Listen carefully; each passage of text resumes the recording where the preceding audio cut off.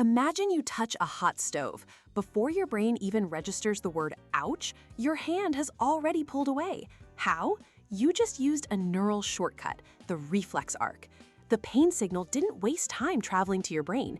It shot to your spinal cord, which acted like a switchboard, instantly firing an order back to your muscles. It's a biological emergency override designed for pure speed. This network is your nervous system, split into two main parts. The central nervous system, your brain and spinal cord, is the control tower.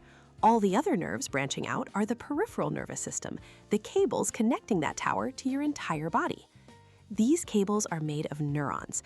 Think of them as living electrical wires.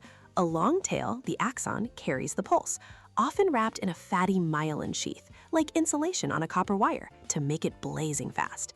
If this insulation is damaged, like in multiple sclerosis, signals slow down, causing a loss of control. But here's the most amazing part. Neurons don't actually touch. There's a microscopic gap between them called a synapse. To cross it, the electrical pulse transforms, releasing chemical messengers called neurotransmitters. These chemicals drift across the gap, locking into the next neuron and triggering a new electrical pulse. This chemical leap is why caffeine keeps you awake. It blocks tired signals. Your brain is a massive chemical and electrical orchestra.